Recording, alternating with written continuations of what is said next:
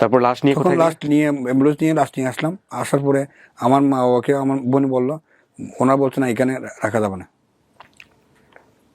রাতটা কোনো রকমে অ্যাম্বুলেন্সের মধ্যে গিয়ে করছে, আমার ফারে বসে এসে ওনারা ওই আমার উঠোনের মধ্যে বাইরে রাস্তা রাখছে। জানাজার মধ্যে তেমন কোনো মানুষ হয় নাই, কোনো আত্মীয় স্বজন আসে নাই, ওনার পরিবার থেকেও আসে নাই, আমার পরিবার থেকেও কোনো আসে নাই। মানে আশেপাশে 2-4-5 জন 10 জন মানে খবরটা দিয়ে আমি আবার শহরে আমার 4 বছর, তখন 5 বছরের বাচ্চা, তখন বাচ্চাটা কান্নাকাটি করতেছে। অথচ কেউ আমার বাচ্চার দিকে কেউ এক মুহূর্তের জন্য থাকছে এই বাচ্চাটা কি কোথায় যাবে কেউ বলছে না, আপনার বাচ্চা এখানে রেখে যাও, তুমি এটা নিয়ে কোথায় যাবে। তখন আমি ওই বাচ্চাকে নিয়ে শহরে চলে আসলাম মাঠে দিয়ে। আসার পর আমি কী করবো, আমি দেখছি আমার বাচ্চাটাও কান্নাকাটি হচ্ছে। বড় ভাইয়ের বউ ছিল শহরে, আমি ওনার সাথে যোগাযোগ করছি। আমি ভাবি আমি তো আমার বাচ্চাটাকে রাখতে পারছি না, আমি কী করবো এখন। আমার বোন বলছে তোমার সাথে যোগাযোগ রাখার জন্য আমাকেও পরিবার থেকে বিতরিত করতেছে। আমার নাম নুরুল হাশেম। হাশেম ভাই বয়স কত এখন আনুমানিক? আমার বয়স, আমার জন্ম 1974, এখন 48। আচ্ছা, 74 সালে আপনার জন্ম। আপনি এখনো চট্টগ্রামে আছেন? চট্টগ্রামে আছে। হুম ফুড কলেজে ইন্টারমিডিয়েট পাস করছি। হুম পাস করার পরে আমি অনার্সে জন্য অ্যাডমিশন নিচ্ছি। হুম এর মাঝামাঝি একটা সবচেয়ে আমার মামাতো বোন সম্পর্কে ওনার সাথে আমার একটা রিলেটিভ সম্পর্ক হয়। তখন আমার মামাতো বোন উনি আমাদের বাড়িতে আসতো, আমি আমার নানার বাড়িতে যেতাম। এই সূত্রে আমাদের মধ্যে দুজনের মধ্যে একটা নিবিড় সম্পর্ক হয়। নিবিড় সম্পর্ক, উনি আমাকে ভালো লাগতো, আমি ওনাকে ভালো লাগতাম। এর মধ্যে আগে তো ভাই বোনের মধ্যে সম্পর্ক ছিল, কিন্তু এক পর্যায়ে আমাদের মধ্যে মন দেওয়া নেওয়া শুরু হয়েছে। শুরু হওয়ার পর এখন উনি বারবার আমাদের বাড়িতে আসতো, আমি ওনাদের বাড়িতে যেতাম। এক পর্যায়ে আমার নানি আমার মাকে বললো তোমার ছেলেকে এখানে আসতে বারণ করিও। আমার মা বলছে কী, আমার ছেলে এখনও তো ছোটো, মাত্র ইন্টারমিডিয়েট পাস করছে, কী সমস্যা? বলছে না আমার চোখে এগুলো ভালো লাগতেছে না। তখন আমার মা আমাকে ডেকে বলছে তোমার নানি এরকম বলছে। না আমার নানি, আমি তো জানি না কী জন্য। এখন আমি যাই, আমার মামাতো বোন আছে, আমি ওনার পড়াশোনাটা একটু দেখি, পড়তে বসলে উনি আমি একটু দেখি, এটাই তো আমার এখানে। হয়তো না তোমার অন্য কোনো এক কমপ্লেন আছে। আমি কিসের কমপ্লেন আমার ব্যাপারে। এমন এক সময় যখন আমি অনার্সে ইয়ে করছি, তখন আমার একটা চিঠি আমার ভাবি পেয়ে ফেলছে। বাসায় তো হাসাহাসি করতেছে সবাই। আমি বলছি কী সমস্যা, আমাকে নিয়ে তোমরা হাসছো কেন? হয়তো না আমি হাসতেছি। এখন ভাত খেতে বসলাম, তখন আমার মা এসে আমাকে বকা শুরু করলো। হঠাৎ কোনো এই তোমাকে এখানে রাখবো না, তুমি এরকম করতেছো। আমি মা আমি কী করতেছি? এখন আমার মা আমার এদিকে না বলে আমাকে তুমি রাজনীতি করতেছো, তোমার অনেক কমপ্লেন আসতেছে, বুঝছো। এখন তোমার বড় ভাই বারবার আমাকে ইয়ে করতেছে। আমি যে মা আমি রাজনীতি করি, আমি তো কোনো অসুবিধা করতেছে। হয়তো না তোমাকে বিদেশ চলে আজ মা আমি ব্যবসা করবো এখানে, আমার আব্বা ব্যবসা করে, আমার মেজো ভাই ব্যবসা করে, আমি ব্যবসা করবো, আমি দেশের বাড়ি যাবো কেন? আসলে তো রাজনীতি করতেন না? না আমি রাজনীতি করতাম। তখন আমার মা বললো তোমাকে পাসপোর্ট করতে হবে। আমার মাকে বললাম মা আমি পাসপোর্ট করবো না, আমি বিদেশ যাবো না, আমি ব্যবসা করবো। আরে না তুমি এখানে থাকতে পারবে না, না হলে তুমি থাকবো, না হলে আমি থাকবো, আমার মা আমাকে বলতেছে। এখন যখন এরকম বলছে, আমি গেলাম পাসপোর্ট করতে গেলাম মেজো ভাইয়ের সাথে। পাসপোর্ট করালাম, পাসপোর্ট করার পরে ইমিডিয়েট 15 দিনের মধ্যে আমার ভিসা দিয়ে দিল সৌদি আরব থেকে। মা আমি বলছি মা আমি সৌদি আরব যাই, আমি কী করবো, আমি তো ভাষা জানি না, কোনো কিছু জানি না, আমি কোনো গাদা বড় কাজ করি নাই, কখনো বাড়ি কাজ করি নাই। তো আমার মা বলছে তোমার যেটা বড় ইচ্ছে সেটা করো, তুমি চলে যেতে হবে এখান থেকে। মা আমি কী অপরাধ করছি এমন? মা বলছে না আমার ভালো লাগছে না, তুমি চলে যাও। আজ আমার ভাই ভিসা দিল, দেওয়ার পর আমি সৌদি আরব চলে গেলাম। সৌদি আরব যখন চলে যাচ্ছি, তখন আমার মন অনেক খানাকাটি করছি বাসায়। তখন ওনারা তো আমার কথা একটু শুনতে চাচ্ছে না। তখন চলে গেলাম, চলে যাওয়ার পরে আমি ওখানে জিদ্দা, তখন আমার জিদ্দায় গেছি আমি। জিদ্দায় আমি অপরিচিতের মধ্যে পড়ে গেছি, আমি পাচ্ছি না কারোর সঙ্গ। কিছু বাঙালির সাথে আমার সাথে ওখানে পরিচিত হলো, বাঙালি একটা বাঙালির বাসায় থাকছি, ওনার সাথে আমার সাতকানিয়া বাড়ি ওনার সাথে থাকছি। ওনার সাথে থাকবে ভাই আমি কী করবো এখানে এসে, আমার বিষয়টা দেশে তো আপনার সেলম্যান লেখা আছে, কিন্তু আমি কোথায় সেলম্যানি করবো? তুমি বলছো ভাই আপনার সেলম্যানি করতে হলে টাকা লাগবে, এখানে ব্যবসা করতে হলে আপনার বাড়ি থেকে পয়সা আনতে, পয়সা আমাকে কে দেবে ভাই? তো উনি বলছো ভাই আপনি একটা কাজ করেন, আমার সাথে থাকেন, আমার সাথে থেকে একটা মসজিদের পাশে আপনি বস্তা বলে, মানে মসজিদে যখন আজান দেয় তখন গিয়ে ওখানে ব্যবসা বস্তা কাপড় বিক্রি করে। তো আমি তো ভাষা জানি না, হয়তো ভাই ভাষা জানতে হবে না, এগুলো আস্তে আস্তে বুঝে যাবো, তুমি ইংরেজি বলতে পারো, একটু একটু ইংরেজি বলিও। তো আমি ওরা বুঝে ঠিক আছে ভাই তোমার সাথে যে আমি দেখি। ওনার সাথে 1 সপ্তাহ গেলাম, দেখলাম কীভাবে বিক্রি করতেছে। তখন উনি আরবি বললে আমি এটা বাংলায় লিখে নিতাম বাসায় গিয়ে। এইভাবে 10-15 দিন ওনার সাথে কাটলাম। কাটার পরে এখন আমি বলছি ভাই আমার বাসা ভাড়া দিতে হবে, আমি কীভাবে চলবো এখানে? এখন খান্নাখাটিও করতেছি, কিন্তু আমি অসহায়ের মধ্যে জীবনযাপন করতেছি ওখানে। হুম। তখন উনি বলছে, ভাই আপনি এত টাকা খরচ করে আসছেন, এখন আপনি কিভাবে? হ্যাঁ। ভাই আমি টাকা খরচ করে আসছি বলছে আমি চলে যাবো, হ্যাঁ। টেলিফোন কোনো কোথাও যা করতে পারছি না, পয়সাও নেই। হুম। পয়সা আমাদের বাসাও তো টেলিফোন নেই। তখন আমার একটা চিঠি লিখলাম, তখন ফুল প্রসঙ্গ আমার মাকে, আমার এখানে ভালো লাগতেছে না, আমি চলে যাবো, আমি কোনো অবস্থাতে গিয়ে করতে পারছি না এখানে, আমি কোনো হেল্প পাচ্ছি না, আমার ভাষাগুলো আমি ইয়ে করতে পারছি না। তখন আমার মা সেই হওয়ার পরে 1 মাস পরে আমাকে উত্তর দিল, বাবা তুমি এখানে আসিও না, আমি তোমার জন্য অনেক ঋণ করে তোমাকে বিদেশ পাঠাইছি। এই কথাটা আমার মা বলছে। বলার পরে মার চিঠি পেলাম, চিঠি পাওয়ার পরে আমি অনেক কান্নাকাটি করলাম ওখানে।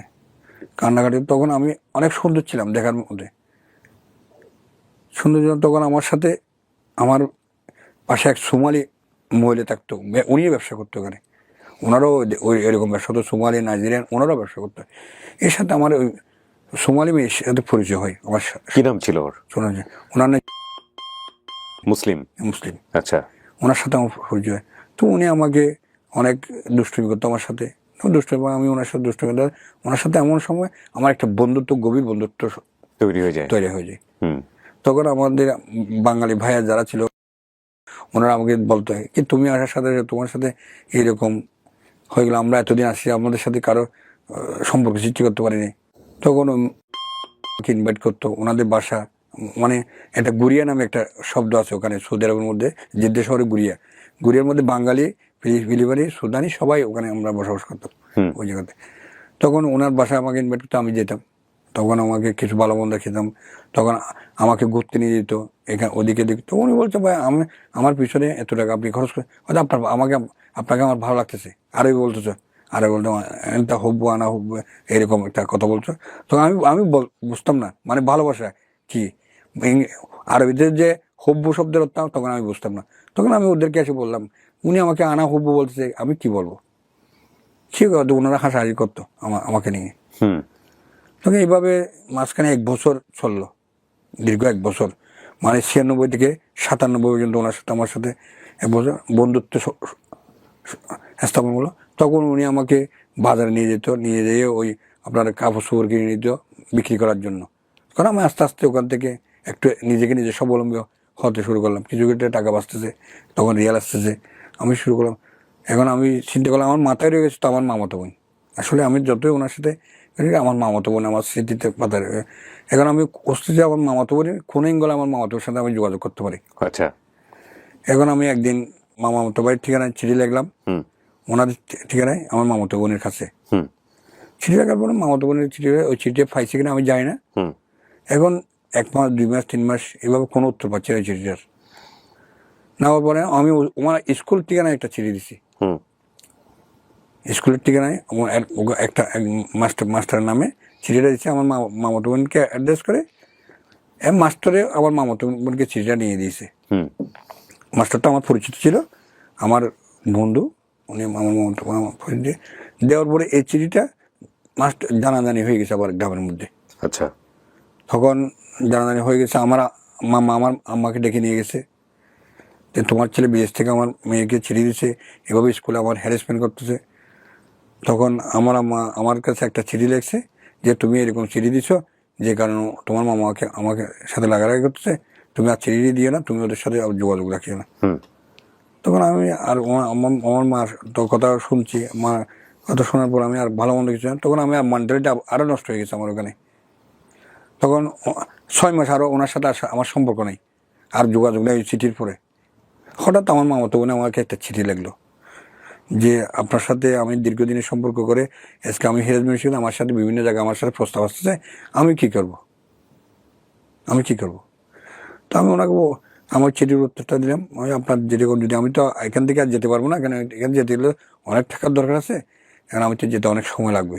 97-98 সাল করে গেলো, এর মধ্যে বেশখানে আবার রিলেশনশিপটা গ্যাপ হয়ে গেলো ওনার সাথে, কিন্তু আমার সাথে সম্পর্কটা এখন আমার সব অল ইন অল, মানে সোমালিয়ার মেয়েটার সঙ্গে আপনার খুব গভীর সম্পর্ক হয়েছে।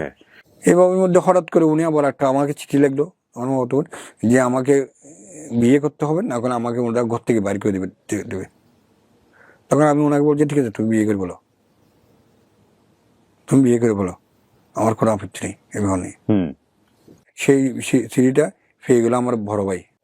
পোস্ট অফিসটা একটা পোস্টম্যান এটা নিয়ে আমার বড় ভাইয়ের হাতে দিছে ও চিঠিটা। তখন আমার বড় ভাই চিঠিটা দেখে তখন আমার মামাকে ডাকেছে যে আপনার মেয়ে আমার ভাইকে বিদেশে চিঠি দিচ্ছে, আমার ভাই বিদেশ থেকে আপনার মেয়েকে চিঠি দিয়ে দেখেন। তখন আমার মামা বা আমার মার মধ্যে একটা বিরাট সৃষ্টি হয়ে গেছে, ভালো সৃষ্টি হয়। তখন আমার মা কান্নাকাটি করছে, আমাকে ক্যাসেট করছে, মানে তখন তো আপনার ওডিতে ক্যাসেট ছিল, ক্যাসেট বাজে, বাবা দেখো তুমি বিদেশ গেছো, এখন তোমার মামার সাথে আমার সাথে তোমার বাবার সাথে আমার সাথে অনেক সমস্যা সৃষ্টি হচ্ছে এটা নিয়ে। তো আমার মাকে আমি একটা ক্যাসেট করে দিয়ে পাঠাচ্ছি, মা ঠিক আছে আমি আর ওইদিকে যাবো না, ঠিক আছে আমার জন্য চিন্তা করতে না, আমি মরলে এই দেশে মরে যাবো।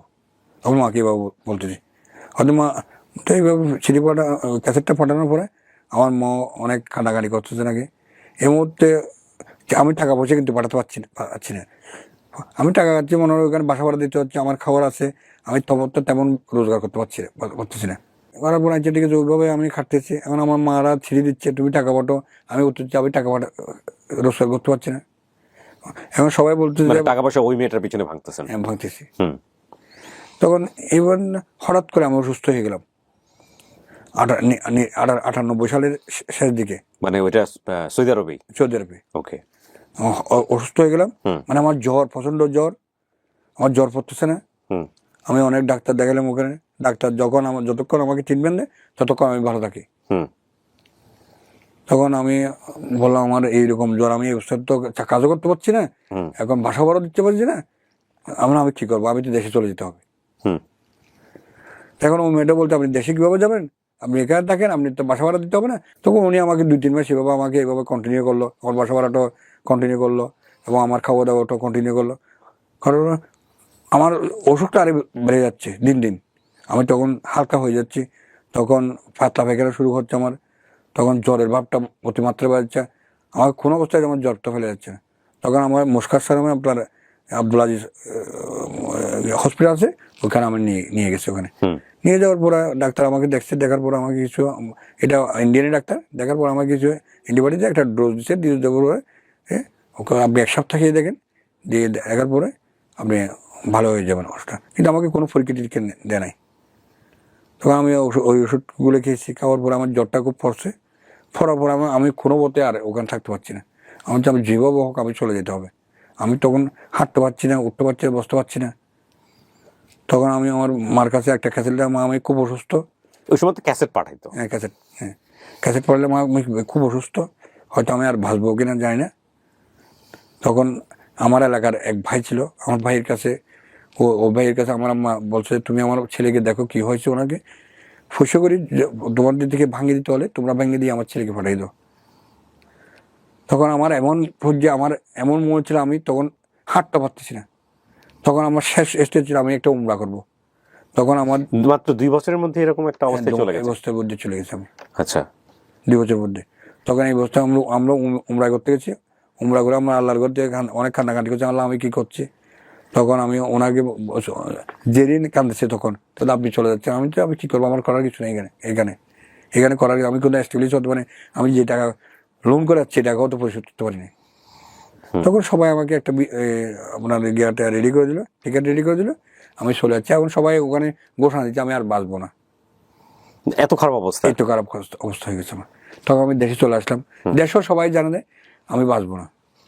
আচ্ছা, দেশে কি দেখার পরে মানে ওরা সবাই না, ওখান থেকে ঘোষণা আসছে আমি বাঁচবো না। তারপর দেশে আসার পরে সবাই আমার সাথে দেখতে আসতেছে, আমার ফ্যামিলিতে সবাই আমার, কিন্তু আমার মিলিটারিতে আমি অসুস্থ হয়ে গেছি, আমি দেশে আসার পর আবার সুস্থ হয়ে গেছি।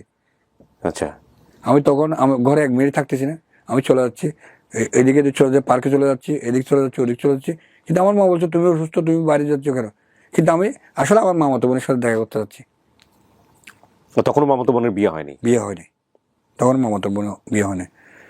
এরপর যখন আমি মামাতো বোনের বিয়ে দেশে চলে আসার পরে তখন এখন আমার মা বলছে তুমি মরে যাবে, তো এর ডাক্তার বলছে তুমি মরে যাবে। আমি বলছি মা আমি মরে যাবো, আমি কোনো ডাক্তার তো আমাকে বলে না মরে যাবে, কিন্তু আমাকে ওষুধ দিচ্ছি, ওষুধ খেয়ে ভালো হয়ে যাচ্ছি।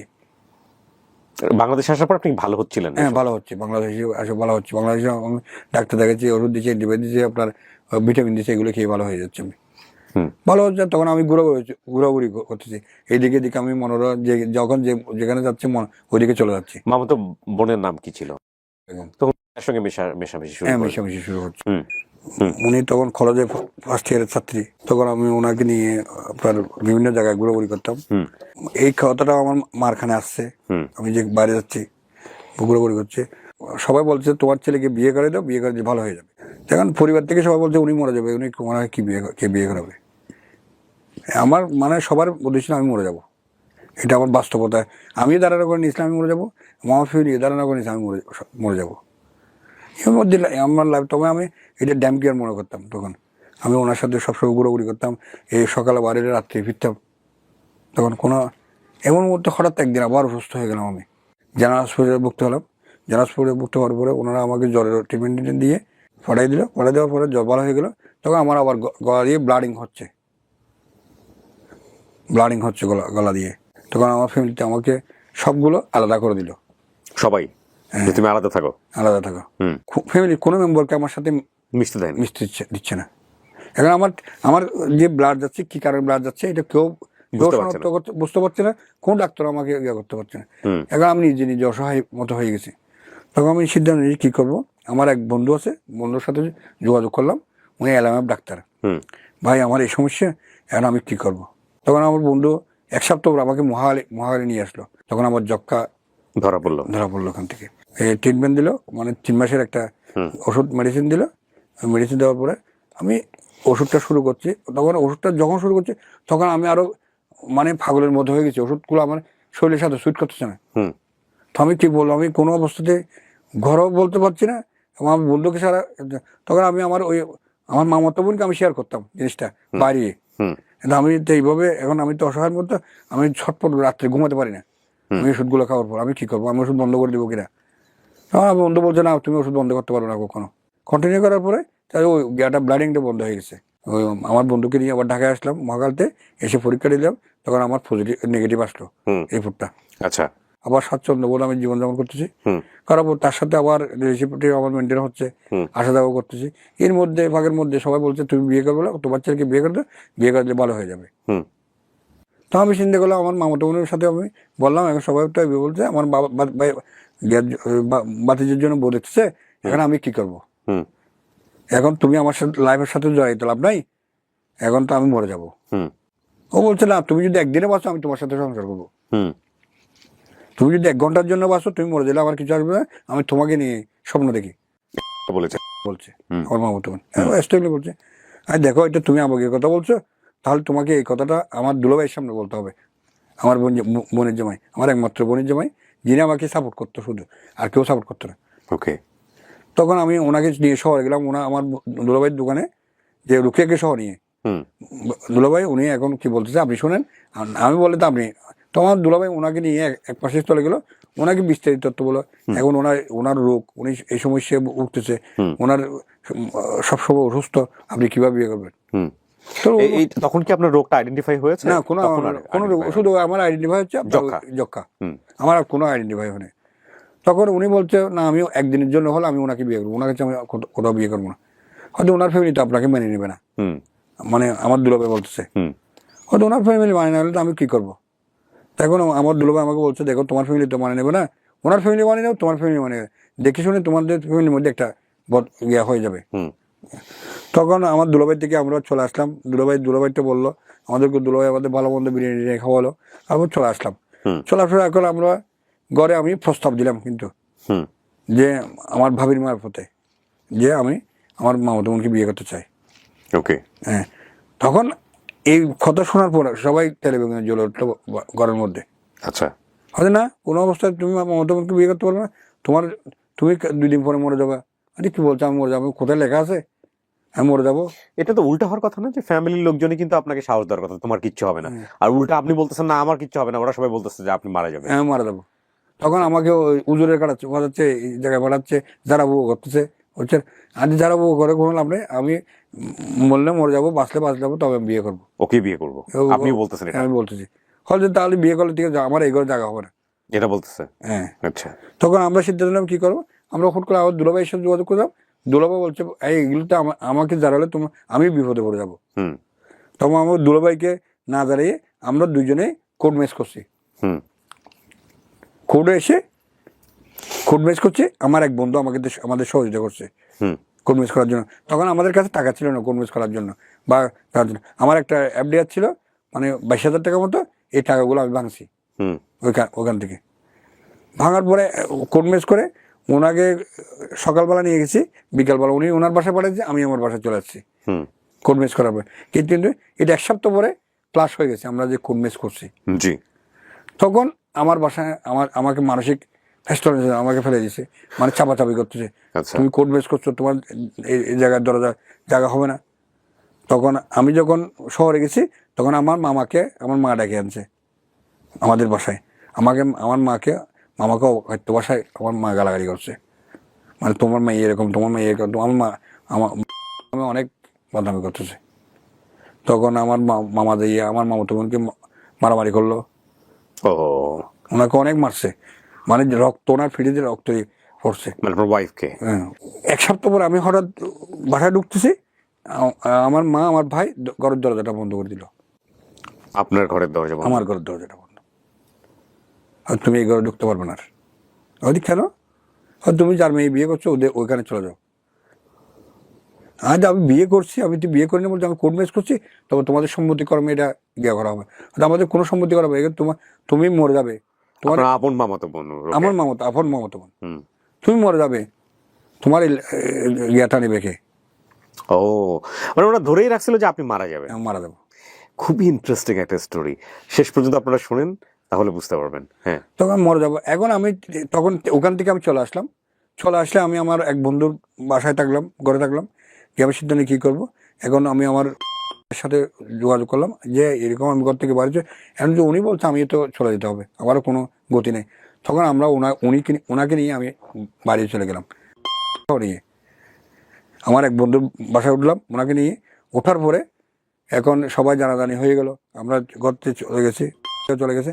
এখন আমরা শহরে এসে একটা ছোট্ট বাসা নিয়েছি। ঢাকাতে না, চিটাগাং শহরে। আচ্ছা। তখন আমার কোনো ইনকাম বলতে কিছু নেই। তখন আমি একটা জব নিয়েছি কি বিস্কিট কোম্পানিতে, মানে এসআর হিসেবে, মানে অর্ডার করার জন্য। কি করবো, আমি তো কোথাও হেল্প পাচ্ছি না, এমন তো আমার থাকতে হবে, খেতে হবে। বাসা ভাড়া নিয়েছি কত, 2,000 টাকা, তখন 2,000 টাকা বাসা ভাড়া নিয়েছি। নেওয়ার পরে এখানে শুরু করতেছি জীবনযাপন। এখন আমি আমার মা বাবার জন্য তো আসলে অন্তরটা কান্নাকাটি করতেছে আমার। তখন 1 মাস 2 মাস যাওয়ার পরে আমি বাড়িতে আসলাম, আমার মাকে দেখতে শুরু করে। কিন্তু আমি যখন বাসায় আসলাম আবার আমাকে ঢুকতে দিল না আমার বাড়িতে। তখন আমার ভাবিরা ঢুকতে দিচ্ছে না তখন আমার মা না, তখন আমার ভাবিরা আমাকে ঢুকতে দিচ্ছে না। কেন? আপনি ঢুকলে মা মরে যাবে। আমি কেন মরে যাবো, মা কেন মরে যাবে? আমি বলছি মা কেন মরে যাবে? হয়তো না, আপনার সহ্য করতে পারছে না। তখন আমি ওখানে আবার ব্যাক করলাম। এইভাবে আসা যাওয়ার মধ্যে আছি, কিন্তু আমি ঘরে যেতে পারছি না, কিন্তু বাইরে ঘুরতেছি, কিন্তু আমি ঘরে এলো হচ্ছে না। এভাবে ঈদ যাচ্ছে, কোরবান যাচ্ছে, আমি কোনো মা সালাম করতে পারছি না, আমি আসতেও পারতেছি না ঘরে। তখন আমি ঈদ আসলে আমি কান্নাকাটি অথবা একা একা বসে খানতাম, কিন্তু মা বাবাকে কোথাও গিয়ে করতে পারছি না, শুধু এই বিয়েটার জন্য। হ্যাঁ, শুধু বিয়েটার জন্য। এখন উনি আমার ওয়াইফও ওনার মা বাবার সাথে সম্পর্ক রাখতে পারছে না, ওনারা যোগাযোগ করতেছে না, কেউ শুধু আমরা দুজনে ইয়ে করতেছি।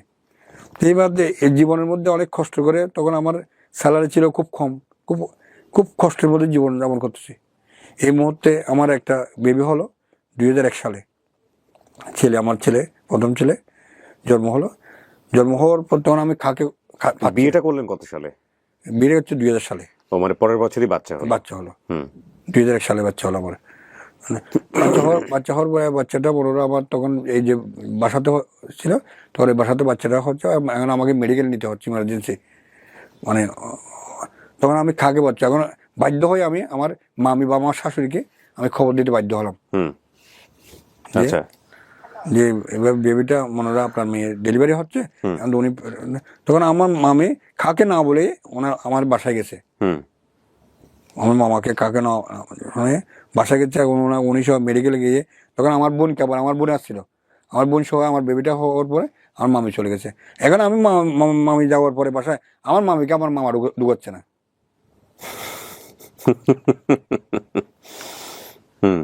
আমার মামা ঢুকছে না। যাক, আমার মামার যখন ঢুকছে না, তখন আমার মামি তো যে 2-1 দিন এদিকে এদিক করে তা ওনার বাসায় ঢুকছে। এই পর্যন্ত আর আসতেছে না বই আমার বাসায়, কেউ আমার সাথে যোগাযোগ করতেছে না। তখন আমার বেবিটা ছোট, ওনার মাত্র 1 মাস বয়স। তো আমার বোন আসতো, যেত, মানে আমার মা বাবাকে বলতো হাসা হাসা মেয়ের একটা ছেলে হয়েছে, রুকির একটা ছেলে, খুব সুন্দর, আমার বাবার মতো চেহারাটা, ওনাদেরকে এইভাবে বলতো। কিন্তু ওনাদের কোনো অবস্থায় কামতো না। আমাদের পাড়ার সবার ছেলেরা যে আমার ওকে বলতো। কিন্তু আমি মানে শুক্রবার শনিবার আসলে আমি খুব কান্নাকাটি করতাম, কিন্তু আমার মা বাবাকে দেখার জন্য।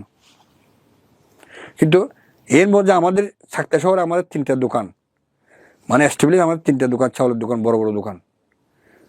অত আমাদের ঘরের খাবার মানুষে খাচ্ছে, কিন্তু আমি খেতে পাচ্ছি না।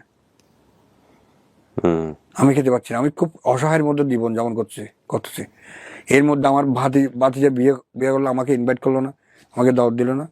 এর মধ্যে আমার সাথে আত্মীয় স্বজনের সাথে সম্পর্ক নষ্ট হয়ে গেলো, কেন আমার কাছে কোনো টাকা পয়সা নেই। সেও বলছে যে মনে হয় আমি যদি কারো কাছে হলার চাই, কারো কাছে টাকা চাই, এই লজ্জায় আমি কারো কাছে যেতে পারছি না।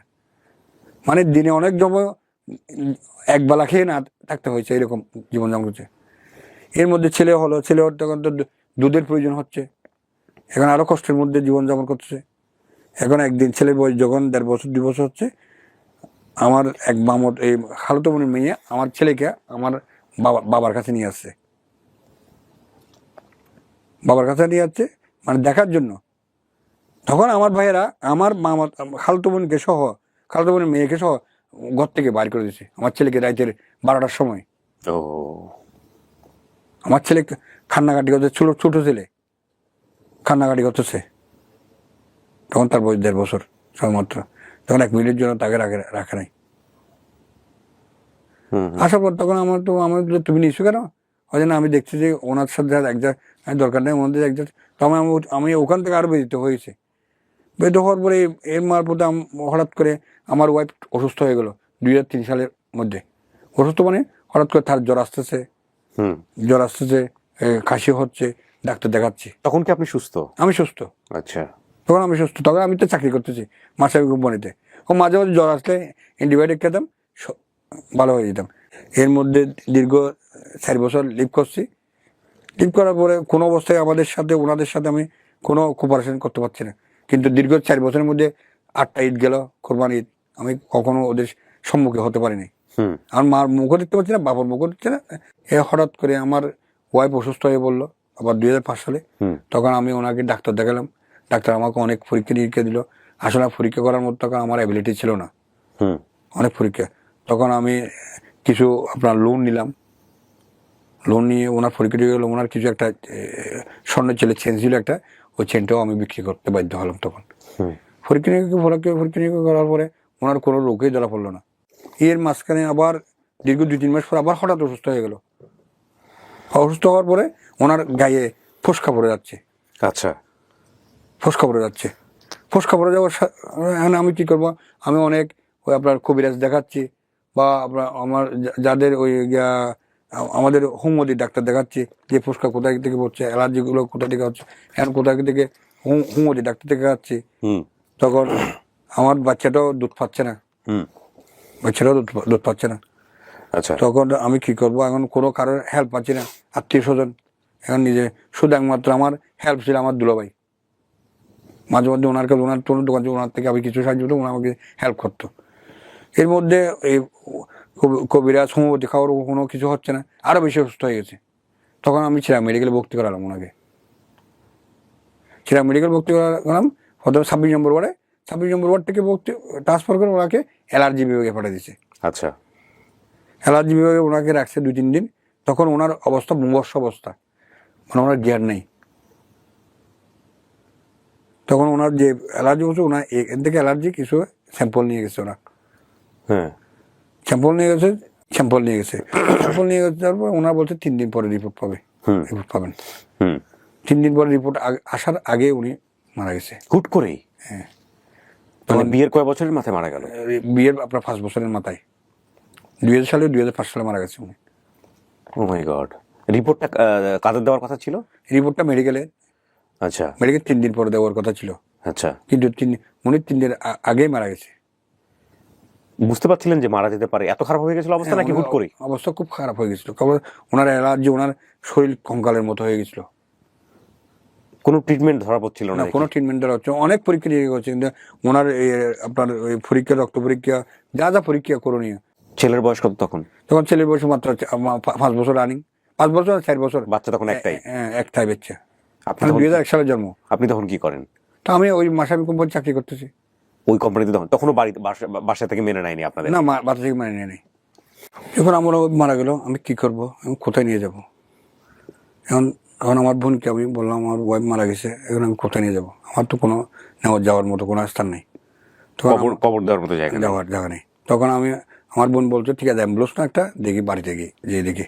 তখন আমি, ওরা এত যে অসুস্থ, ওরা আসে নাই? ওরা কেউ আসে না? আমার পরিবার, ওনার পরিবার কেউ আসে নাই। আহা, উনি খুব মানসিকভাবে কষ্ট নিয়ে মারা গেছে, খুব মানসিক, খুব কষ্ট। একদম অল্প বয়স, 22-23 বছর বয়স। খুব কষ্ট, মানসিক এই কষ্ট নিয়ে খুব মারা গেছে, যেটা আমি জীবনে কখনো বলতে পারবো না। তারপর লাশ নিয়ে তখন লাস্ট নিয়ে অ্যাম্বুলেন্স নিয়ে লাস্ট নিয়ে আসলাম। আসার পরে আমার মা বাবাকে আমার বোন বললো, ওনারা বলছে না এখানে রাখা যাবে না। তখন আমি কি করছি, রাতটা কোনো রকমে অ্যাম্বুলেন্সের মধ্যে গিয়ে করছে, আমার ফাড়ে বসে এসে ওনারা ওই আমার উঠোনের মধ্যে বাইরে রাস্তা রাখছে। রাখার পরে তারপর দিনে 10টার সময় ওনার খবর দিয়েছি। খবরের জানাজার মধ্যে তেমন কোনো মানুষ হয় নাই, কোনো আত্মীয় স্বজন আসে নাই, ওনার পরিবার থেকেও আসে নাই, আমার পরিবার থেকেও কোনো আসে নাই। মানে আশেপাশে 2-4-5 জন 10 জন মানে খবরটা দিয়ে আমি আবার শহরে, আমার 4 বছর, তখন 5 বছরের বাচ্চা, তখন বাচ্চাটা কান্নাকাটি করতেছে। অত কেউ আমার বাচ্চার দিকে কেউ এক মুহূর্তের জন্য থাকছে, এই বাচ্চাটা কি কোথায় যাবে? সবাই বলছে এই বাচ্চাটাকে এখানে রেখে যাও, কেউ বলছে না আপনার বাচ্চা এখানে রেখে যাও, তুমি এটা নিয়ে কোথায় যাবে? কিন্তু আমার বাচ্চাকে কেউ রাখে নাই। তখন আমি ওই বাচ্চাকে নিয়ে শহরে চলে আসতাম মাঠে দিয়ে। আসার পর আমি কী করবো, দেখছি আমার বাচ্চাটাও কান্নাকাটি হচ্ছে, আমি এখন অসহায়ের মতো অবস্থা পড়ে গেছি। এখন আমার ওয়াইফের বড় ভাই ছিল, বড় ভাইয়ের বউ ছিল শহরে, আমি ওনার সাথে যোগাযোগ করছি। আমি ভাবি আমি তো আমার বাচ্চাটাকে রাখতে পারছি না, আমি কী করবো এখন? বল, আমি তো আবার দেখার তো, আমার বোনের সাথেও যোগাযোগ করছি। আমার বোন বলছে তোমার সাথে যোগাযোগ রাখার জন্য আমাকেও পরিবার থেকে বিতরিত করতেছে। তখন সে তো শুধু মা ডাকে, একটু হাঁটে, ছোটো করে হাঁটে। তখন আমার ভাবি মানে আবার আসলে আমি তার ঋণ কখনো শোধ করতে পারবো না আমি। সেটা ছেলেটা আমাকে ছাড়া আর থাকতেছে না। তখন আমার বাধ্য হয়ে আমার বাসাটা ছেড়ে দিতে হচ্ছে, ওনার বাসায় আমি উঠতে হচ্ছে। আমার ওয়াইফের বড় ভাইয়ের বাসায় আমি উঠে গেলাম। উঠে গিয়ে আমি এখন চাকরিতে আর জয়েন করতে পারছি না, কারণ আমি এদিকে ছেলে সামলাবো না চাকরি করবো। তখন আমার ওয়াইফের বড় ভাইয়ের, আমার মামাতো ভাইয়ের একটা দোকান, মুদির দোকান ছিল, ওই দোকানে আমি চাকরি করতাম ওনার আন্ডারে। তখন চাকরি করা অবস্থায় এভাবে 5-6 মাস চলছে, কিন্তু আমি ওই রিপোর্টটা তখনও পাই নাই। মানে আপনার ওয়াইফের যে রিপোর্টটা পাই নাই, তিনি মারা গেছে। তখন আমি রিপোর্টের জন্য জানি ডেথ সার্টিফিকেটটা নিয়ে আসছি। হঠাৎ একদিন হঠাৎ মনে হলো কি আমি রিপোর্টটা আনতেছি না কেন, তা আমি রিপোর্টের জন্য গেলাম ওখানে। মানে ডেটটা মনে আছে আমার, আমি ওই স্লিপটা নিয়ে গেলাম। হয়তো আপনাকে তো আমরা খুঁজতেছি। হয়তো কেন আমাকে কেন খুঁজবেন? হয়তো আপনাকে খুঁজতেছি। হয়তো আপনার ওয়াইফ কোথায়? আমার ওয়াইফ তো মারা গেছে, আপনারা ডেথ সার্টিফিকেট দিচ্ছেন না? ওনার বলতে আমার ডেথ সার্টিফিকেট দিচ্ছেন না আপনারা? তা আমি হয়তো আমার রিপোর্টটা দেন। হয়তো রিপোর্ট নিয়ে আপনি কী করবেন? এটা আর ওনার ওয়াইফ মারা গেছে, রিপোর্টটা নিয়েছে। রিপোর্টটা দেওয়ার পরে HAB লিখে দিচ্ছে, কিন্তু আমাকে ভালো মন্দ আর ওনারা কোনো দেয় নাই, কোনো ইনস্ট্রাকশন দেয় নাই। তো আমি চলে আসছি, আমি পকেটে নিয়ে এটা চলে আসছি। আমি এটা যন্ত্র সহকারে আমার ইয়াতে রেখে দিচ্ছি। আপনিও বোঝেন নাই? আমিও বুঝিনি, আমি তো বুঝি নাই, আমি তো মোটেই বুঝি না এটা। তখন মানে বুঝতে পেরেছেন ওনার ওয়াইফ এইডস আক্রান্ত হয়ে মারা গেছে, এটা রিপোর্ট আসছে, এবং তখনও উনি বোঝে নাই যে ঘটনাটা কোন দিকে গেছে। ওনার ওয়াইফের বয়স তখন 23। এর আগে উনি সৌদি আরবে ছিল, সোমালিয়ান একজনের সঙ্গে ওনার সম্পর্ক ছিল। আমরা জানি না ফার্স্ট সোর্সটা কি ওনার লাইফের ক্ষেত্রে, বাট তখনও উনি বোঝে নাই যে ঘটনাটা আসলে কোন দিকে যাচ্ছে। ওকে, তারপরে এই মুহূর্তে হঠাৎ করে আমি একদিন অসুস্থ হয়ে গেলাম 2005 সালে। সব ঘটনা 5 সালের মধ্যে। অসুস্থ হওয়ার পরে আমার আবার জ্বর, পাতলা পায়খানা, কোনো অবস্থায় থামাতে পারছি না। তখন আমি মেডিকেল ভর্তি হলাম। মেডিকেল ভর্তি হওয়ার পরে আমার এমনি স্বাভাবিক ট্রিটমেন্ট চলতে 26 নম্বর ওয়ার্ডে। কিন্তু করার পরে আমি ওখান থেকে অ্যান্টিবায়োটিক দিচ্ছে, এগুলো দিচ্ছে, জ্বর পড়তেছে, কিন্তু পাতলা পায়খানা করতেছে না।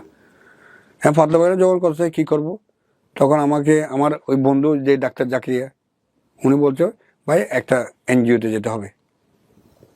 কোথায়? মুরাদপুর। ওকে। মুরাদপুর এনজিওতে আমার নাম শুনছি কি বন্ধু সোশ্যাল ওয়েলফেয়ার সোসাইটি। তখন ওদের এখানে গেলাম, যাওয়ার পরে আমার স্টোরিটা নিল, আপনি কোথায় ছিলেন, কি করছেন, যে আপনার শারীরিক অবস্থা কি। নেওয়ার পরে ওনারা আমার একটা পরীক্ষা করালো ওখানে। পরীক্ষা করালে তখন আমার HIV পজিটিভ আসলো ওখানে। HIV পজিটিভ আসলো। তখন আমি তো আরো আকাশ থেকে ভেঙে বললাম আমার HIV পজিটিভ। আমি তো তখন স্বর্ণহারা হয়ে গেছি, আমি কি করবো এখন, আমার জীবনটা শেষ, আমার বাচ্চা কি হবে। তখন আমি কান্নাকাটি করতেছিলাম, আমি তখন সুইসাইড করার জন্য স্টেপ নিয়েছিলাম। আপনার মনে সন্দেহ হয়নি যে আপনার বাচ্চার কি অবস্থা, বাচ্চা পজিটিভ কিনা? হ্যাঁ, আমার মনে তো সন্দেহ হয়েছে তখন। আমি তখন তো আমি বাচ্চার কথা চিন্তা করতে, তখন আমি কান্নাকাটি শুরু করেছি, কিভাবে কি হবে পজিটিভ, ওর কি হবে, কারণ আমি মরে গেলে ওর কি হবে। তখন ওনারা আমাকে অনেক সান্ত্বনা দিয়ে আবার আশার আলোতে সংগঠনের একটা পাঠালো ওখানে। আশার আলোতে পাঠানোর পর আশার আলোতে আমাকে আবার টেস্ট করলো ওখানে। প্রথমে টেস্ট করলো বন্ধু সোশ্যাল ওয়েলফেয়ার সোসাইটি, আশার আলোতে আবার টেস্ট করলো ওখানে। টেস্ট করার পরে ওনারা আমাকে কাউন্সিলিং করলো। কাউন্সিলিং করার পরে ওনারা আমাকে মনোবল জোগালো যে আপনি ধৈর্য হারাইন না, এখানে আপনার মতো অনেক মানুষ আছে। তখন একজন এসে পজিটিভ ব্যক্তি আমার সাথে কথা বললো যে ভাই আমি পজিটিভ, আমি দীর্ঘদিন ধরে ওষুধ খাচ্ছি, হচ্ছেন আপনি ভালো থাকবেন। কত সালের ঘটনা এটা? এটা 2005 সালের ঘটনা বলতেছি। আচ্ছা। তখন ভালো থাকবেন, তখন আমি তো কান্নাকাটি করতেছি, আমি তো আসলে ওনার কথায় কোনো গুরুত্ব দিচ্ছি না। তখন ওনারা আমাকে ওনারা আমাকে অনেক সান্ত্বনা দিয়ে বাসায় পাঠিয়ে দিল। আমার সমুদ্রের বাসায় চলে আসলাম। আসার পরে আমার সমুদ্রের বউকে বললাম, ভাবে আমি অসুস্থ, জানি না আমার কি হবে, আমার বাচ্চাটা ওটার দিয়ে দেখতে হবে, আর কোনো করণীয় নেই। তখন ওরা 2 দিন পরে আবার আমাকে ওখানে সংগঠনদের ডাকলো যে আপনার বাচ্চাকে একটু নিয়ে আসতে হবে। তখন আমার বাচ্চাকে নিয়ে গেলাম, আমার বাচ্চাকে ওনারা পরীক্ষা করলো। তো আমার বাচ্চার রেজাল্টটা হচ্ছে নেগেটিভ। আলহামদুলিল্লাহ। নেগেটিভ ওনারা বলছে দেখেন আপনার বাচ্চাটা এখন নেগেটিভ, আরও একটা পরীক্ষা করতে হবে কিছুদিন পরে, মানে তো 27 বছর পরে দিয়ে। ওটা আমাকে ইনফরমেশন দিল, আপনি চিন্তা করবেন না, আপনি আমাদের মধ্যে আসে থাকেন, কিন্তু আমরা CD4টা পরীক্ষা করতে হবে। CD4 মানে শরীরের মধ্যে বাইরে। আমি বলছি এটা আমি কোথায় করবো, আমি তো চিনি না কোথাও, আবার আমার কাছে টাকাও নাই। CD4 ওরা বলছে টাকাটা আসে আপনাকে দিতে হবে না, আমরা আপনাকে যাতায়াত ব্যবস্থা করে দেবো, আপনি ঢাকায় যেতে CMS-এ যেতে হবে। তো ভাই আমি তো এত টাকা আমি জোগাড় করতে পারবো না, আমি CD4ও করবো না, জোগাড়ও করতে পারবো না। ওদের না ভাই এটা আপনার জন্য CD4টা আপনার জন্য খুব জরুরি। তখন আমি কান্নাকাটি করতেছি, কান্নাকাটি করে আমার বন্ধু জাকিয়ে যিনি আমাকে হেল্প করছে, করার পর ওনাকে বললাম ভাই এখন আমাকে CD4 টেস্ট করার জন্য বলছে, আমি কোথায় পাবো টাকা এখন আমার। তারপরে উনি বলছে ভাই এখন তো ওটা করতে হবে, কারণ যখন একটা রোগ যখন ধরা পড়ছে তো ওটা করতে হবে। তখন আমার দুলাভাইয়ের কাছে আসে বললাম, দুলাভাইয়ের সাথে কথা বলার সাথে সাথে এই কথাটা আমার বাড়িতে চলে গেছে, হাসেম HIV পজিটিভ। এই কথাটা যখন বাড়িতে আমার বাড়িতে যে মালামাল ছিল, আমার কাপড় চোপড় ছিল, আমার ব্যাট লজা ছিল, এগুলো তারা খালে নিয়ে ফেলে দিয়েছে। মানে আমার কোনো কিছু রাখে নাই, আমার প্লেট আমার কোনো কিছু মানে আমার ঘরে রাখে নাই, মনে করছে যে ওগুলোতে ভাইরাস বসে আছে। হ্যাঁ, সবগুলো ফেলে দিছে। তখন আমাকে তো মানুষ বলতেছে যে আপনার মানে এত বিদেশি কম্বল নদীতে বাঁচতেছে, আপনার ভালো ভালো কাপড় চোপড় নদীতে বাঁচতেছে। তখন আমি আরো কান্না করতেছি, কি করবো, কারণ আমার দুঃখ বলে দুঃখ তো আমি কোথাও কারোর সাথে শেয়ার করতে পারছি না। তখন আমি মানসিকভাবে আরো ভেঙে পড়ছি, কারণ সবার সাথে আমার সাথে তো গিয়া হচ্ছে না। তখন এখন আমার দুলাভাইয়ের সাথে কিছু টাকা নিয়ে আমি CMS আসলাম। CMS আমার আসার পরে পরীক্ষাটা দিলে, একদিন থাকলাম ওখানে, থাকার পরে পরীক্ষাটা দিলাম, পরীক্ষার পরে রিপোর্ট পেলাম 3 দিন পরে আমার CD4 148। সাধারণত 300 না 350 উপরে থাকতে হয় বোধহয়, এরকম একটা কিছু ব্যাপার। 148 পরে তখন আমি CD4 রিপোর্ট নিয়ে ওখানে আসার আলোতে গেলাম। যাওয়ার পর ওনারা বলছে আপনার CD4 তো আসলে 148, কিন্তু আপনাকে তো ইমপ্রুভ করতে হবে। বলছি কীভাবে ইমপ্রুভ করবে এটা, আপনাকে মেডিসিন নিতে হবে। তখন তো মেডিসিন অ্যাভেলেবেল না। তখন তো আমি যাদের সাথে কাউন্সিলিং করছে, আরে মেডিসিন বাগাবাগি করে খাচ্ছে ওরা, মানে 7 দিন 3 দিন 5 দিন এরকম মেডিসিন নিচ্ছে। তখন মেডিসিন আসতো তো আপনার বাই বাস ইন্ডিয়ার দিকে বাই বর্ডার দিয়ে, তখন দিয়ে নাম বা ERB এটা আমরা কখনো শুনি নাই। তখন আমি ডাক্তার সিরাজ, আমাকে একটা রেফার করলো ডাক্তার সিরাজ ইসলাম স্যার, মানে যিনি HIV বিশেষজ্ঞ, ওনাকে রেফার করলো। রেফার করার পরে আমি ওখানে গেলাম। উনি তখন আমাকে খুব দামি দামি ইঞ্জেকশন দিল, কিন্তু যা আমার ক্ষমতার বাইরে, আমার কেনার মতো ক্ষমতা নেই। মানে একটা ইঞ্জেকশন 4,500 টাকা করে। তখন স্যারকে বললাম, স্যার আমি তো এগুলো কিনতে পারবো না। এবং স্যার বলছে এগুলো তোমাকে কিনতে হবে না, এগুলো আমি তোমাকে ফ্রি কস্টে। আর উনি আমাকে ভিজিটও নাই, উনি আমার ফ্রি কস্টলি এগুলো করে দিল। করে দেওয়ার পরে আবার উনি আমার বাচ্চাকে দেখলো ওখানে, আর তোমার বাচ্চার রিপোর্টটা তো ভালো আছে, আগে আমি দেখছি, আবার আমার কাছে একটু আসিও। আমার বাচ্চাকে নিয়ে গেলাম আগে নেওয়ার পরে। এখন উনি যখন আমাকে ইঞ্জেকশন যেগুলো দিছে, এগুলো যেগুলো আমি ইমপ্রুভ হয়ে গেলাম। তখন একটু আমার মানসিক শক্তি বাড়লো, আমি শরীর স্বাস্থ্য আবার ভালো হয়ে যাচ্ছে ইঞ্জেকশনটা দেওয়ার। ইঞ্জেকশন দেওয়ার পরে কিছুদিন ভালো হওয়ার পরে আবার কিছুদিন পরে আমি অসুস্থ হয়ে গেলাম। মানে 5-6 মাস পরে আবার অসুস্থ হয়ে গেলাম। অসুস্থ হওয়ার পরে আবার আশারতে গেলাম, বন্ধুতে গেলাম, বন্ধু আশারতে রেফার করলো। তখন বন্ধুর তো আসলে ট্রিটমেন্ট দেওয়ার তো কোনো, ওনারা শুধু পরীক্ষাটা করতো। তখন ওনারা আমাকে বিভিন্ন জায়গায় কাউন্সিলিং করাতে শুরু করলো। আমার মন ভেঙে যাচ্ছে কাউন্সিলিং করতে। অন্য যারা পজিটিভ আছে ওনাদের সাথে আমার একটা রিলেশন বিল্ড আপ তৈরি করছে ওনারা। ওনারা বলছে ভাই আমরা, কেউ বলছে আমি এতদিন, কেউ বলছে এতদিন। এখন ওনারা বলছে ভাই আপনারা এতদিন ঠিক আছে, আপনাদের পরিবারের মধ্যে তা আপনারা মানামাতি, কিন্তু আমি কোথায় যাবো? এখন আমার পরিবার থেকে মানতেছে না, আমার বাচ্চাকে আমি কোথায় নিয়ে যাবো? এখন ওরা বলছে ভাই কী করবেন, এটা তো করার কিছু নেই। এখন তো আপনি, এখন ভাই আমি বলছি আমি সুইসাইড করা স্যার আমার কোনো গতি নেই। আমি কোথায় রাস্তা পাচ্ছি না, আমি কোথায় তো থাকার জায়গাও পাচ্ছি না, কেউ আমাকে খাওয়ারও দিচ্ছে না। আমার আত্মীয় স্বজন কেউ আমাকে বিয়ের তো কোনো জায়গায় ইনভাইট করে নাই কখনো। সবাই আমার খানে আসতেছে, আমার ফ্যামিলি তো একটা ওনাদের ফৈশ্যগরীর অনেক আছে আমার ভাই বোনেদের মধ্যে, বড় বড় বিয়ে হচ্ছে, কিন্তু আমাকে কখনো ইনভাইট করে নাই। বড় বড় গরু দিয়ে কোরবানি করতেছে, কিন্তু আমি এই গরু কোরবানির মাংস আমি অংশগ্রহণ করতে পারিনি। তখন আমি বুক ফাটা কান্না করতাম। এক পর্যায়ে এভাবে চলতে চলতে এখন আমি ওষুধ পাচ্ছি না, আমি অসুস্থ হয়ে যাচ্ছি। তখন আমাকে 2007 সালে এসে ওষুধ শুরু করলাম। আমি 2005 সালে, একটা 2007 সালে ওষুধ শুরু করলাম। তাও তো ERBটা যে সাইড এফেক্ট বা এটা আগে আমাদেরকে বলে নাই। যখন ERBটা শুরু করছি তখন আমি পাগলের মতো হয়ে গেছিল। মানে ঘুমাইতে পারছি না, আমার গায়ে দিয়ে কাপড় রাখতে পারতেছি না। আমি বলছি আমি আরো সহসাত মরে যাবো, ERBটা গেলে আমি সহসাত মরে যাবো।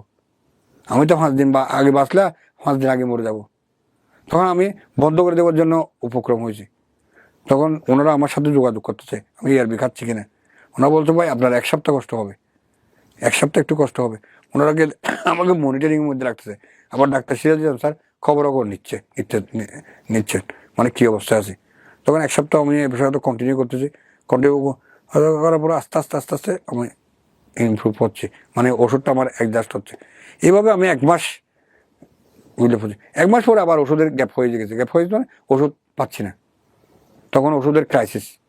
আর ওষুধ কেনার মতো আমাদের ক্ষমতা ছিল না। বাইরে থেকে ওষুধ আছে কিন্তু আমাদের ক্ষমতা ছিল না।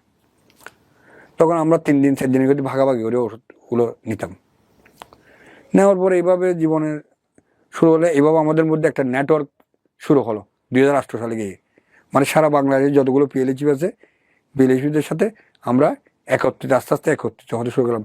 আমাদের হাবিব আবু আমাদের সাথে এই সংগঠনের প্রধান হিসেবে আমাদের দায়িত্ব নিয়েছিল। তখন উনি একজন এফেক্টেড, উনি দায়িত্ব নিয়েছিল। তখন ওনার সাথে সাথে আমরা আজকে আমাদের প্রেসিডেন্ট যিনি রহমান ভাই নেটওয়ার্কের সভাপতি, ওনাকে প্রথম আমি সেলিব্রেট করি, কেন উনি আমাকে সহযোগিতা করেছে। যিনি আমেরিকাতে আছেন আমাদের খোরশেদ ভাই, যিনি আলী ভাই, যারা ওনারা পজিটিভ ব্যক্তি, সবাই এখানে আমেরিকা বর্তমান সেটেল ওনারা, কিন্তু আমাদেরকে সাহায্য করছে। তখন আমরা ওনারা আমাদেরকে ট্রেনিং করাচ্ছে। কি ট্রেনিং? মানে আপনার HIV হলে কীভাবে ভালো থাকতে হবে, কীভাবে আপনার জীবনযাপন করতে হবে, এইভাবে ওনারা আমাদেরকে কাউন্সিলিং করতেছে। এবং ওষুধ মেডিসিন কীভাবে আপনার করতে হবে, এগুলো আমাদেরকে প্রশিক্ষণ দিচ্ছে। মেডিসিন কোনো অবস্থায় গ্যাপ দেওয়া যাবে না। তখন একটা সময় আমার বাচ্চাকে আমার স্কুলে দিতে হচ্ছে। তখন তার বয়স 6 বছর চলতেছে, তাকে নিয়ে যাবে, আনবে কে? তখন আমি ওই স্কুলে গেছি, স্কুলে গেছি আমার স্টুডেন্ট যখন বলছে, স্কুল বলছে যে এই টিকিটে নেওয়া যাবে না। ওহো ওহো নেওয়া যাবে না। তো আমি ওখান থেকে ব্যাক করলাম, ব্যাক করার পর আমি তার তখন আমি একটু চিন্তা করছি আমার ছেলে ভবিষ্যৎ নষ্ট হয়ে যাবে। তখন আমি আর জায়গায় যেয়ে গোপনভাবে স্টুডেন্ট না বলে আমি আমার ছেলেকে ভর্তি করাইছি। আমি কিন্তু স্টুডেন্ট বলি নাই, আমি ওনার মা মরে গেছে, ব্রেন স্ট্রোকে মরে গেছে, এই কথাটা আমি বলছি। এর মধ্যে তখন এখন আমি চাচ্ছি আমার একটা তো মানসিক স্বাস্থ্যের জন্য একটা কারো দরকার, আমি তখন চিন্তা করতেছি। এখন ওইদিকে আমার মা বাবাও খবর নিচ্ছে না, আমার ভাইরাও খবর নিচ্ছে না, কিন্তু আমি মা বাবার কাছে আসার জন্য আপ্রাণ চেষ্টা করতেছি। একদিন হঠাৎ করে এর মাঝে আমার মায়ের কাছে আসলাম, আসার পর মার ফা ধরে অনেক কান্নাকাটি করলাম। মা দেখেন আমি তো মরে যাবো, আমার একটা ছেলে কি হবে। যখন আমার মার কাছে আসছি শুনছি আমার ভাই, তারপর সাথে সাথে আমার বাপ থেকে সসম্পত্তি সব ওনাদের নামে ট্রান্সফার করে নিয়ে গেল। তখন আমার জীবনে বড় ধাক্কাটা খেলাম আমি ওখানে। তখন আমাকে এমনি আমার নিঃস্ব করার কোনো জায়গা থাকলো না। আমার নামে আমার বাবার নামে কোনো কিছু রাখলো না, তাদের নামে সব উইল করে নিয়ে গেল। বাকি ভাইগুলা সবাই নিয়ে নিয়েছে, সব আমার 3 ভাই নিল। আমার বোন কেউ দেয় নাই, আমার বোন কেউ দেয়, আমার বোন আমার সাথে আছে যে ওনার সম্পত্তি আমাকে দিয়ে দিলে আবার। আমার বোন কেউ দেয় নাই। আমি একদিন এসে জিজ্ঞেস করলাম আমার বাবার কাছে, আব্বা আপনাদের সম্পত্তি নিয়ে বলছে আপনার কাছে আমি কি অপরাধ করছি? এখানে তো আমারও শ্রম আছে, শ্রম আছে, আমারও হক আছে। এখন আমার আব্বা বলছে আমি কি করবো, ওনারা আমাকে নিয়ে জোর করে নিয়ে বলছে, আমি কি করবো? তো সামাজিক সবাই আমাকে বলছে তুমি একটা বিচার করো, সালিশ করো। এখন আমি কার কাছে বিচার দেবো? এখন আমি এই কথা বলতে গেলে তারা বলছে সে বি পজিটিভ, সে এখানে সবাইকে বাইরে সরাই দেবে। আমার ফ্যামিলি থেকে বলতেছে। আমার তো স্পর্শ আসতো না, আমার দ্বারা ছোঁয়া, আমার গ্লাস, আমি কখনো যদি বাড়িতে গিয়ে গ্লাসে পানি গেলে ওই গ্লাসে তারা আর কোনো স্পর্শ করতো না। আমার ভাইয়ের ছেলেদেরকে আমার কাছে জড়ো হতে দিত না, আমাকে জড়িয়ে ধরতে দিত না। বন্ধ করে দিলাম, যাওয়াটাই বন্ধ করে দিলাম। তো সম্পত্তি নাই, ঘর নাই, বাড়ি নাই, কোনো কিছু নেই আমার। আমি এখানে কোথায় যাব? ছেলেটা কোথায় তখন আপনার? ছেলেটা আমার ওই বোনের কাছে না, আমার সমুদ্রের বাসায়। আচ্ছা আচ্ছা। তখন আমার সমুদ্রের বাসায় আমি তখনও। এর মাঝে আমার বাবা মারা গেল। আমার বাবা মারা দিলে আমি আমার বাবার জানাজায় শরীক হতে পারিনি। কি বলেন, জানাজায় যেতে দেয়নি আপনাকে? আমার বাবার মুখে আমি পানি দিতে পারিনি। আমার ছেলে তো আমার সবচেয়ে বড় দুর্ভাগ্য আমার জীবনে। এই আপনি গেলে ভাইরাস ছড়া যাবে, ছড়া যাবে আমার বাড়িতে। আল্লাহু আকবার। তখন এই থেকে আমি আর বাড়িতে যাই নাই। আমি তখন লজ্জায় আমি কি করব। তখন আমি কি করছি, আশার আলো আপনার বন্ধু, আমার নেটওয়ার্ক আমাকে আস্তে আস্তে বিল্ড আপ করতে শুরু করলো। তাদেরকে আমাকে ট্রেনিং এর মধ্যে আনলো। ওনারা নিয়ে আমাকে আবার আমাদের গ্রামের বাড়িতে উঠোন পুটে শুরু করলাম আমি, মানে এই ভাইরাসটা নিয়ে। তখন প্রথমে আমি আমাদের চেয়ারম্যানের এখানে গেলাম, মানে একটা HIV সম্পর্কে এখানে একটা মিটিং হবে। এই মিটিংটা চেয়ারম্যান থাকবে, এলাকার মেম্বার করে, ওদের সামনে মিটিংটা শুরু করলাম যে ওনারা বোধহয় HIV ভাইরাস হলে আপনারা এমনভাবে ওনার ছোঁয়াছি রোগ না, এটা কোনো ইয়ে না, আপনারা এটা হ্যারাসমেন্ট করার কোনো ইয়ে না, ওনাদেরকে বোঝাতে শুরু করলো।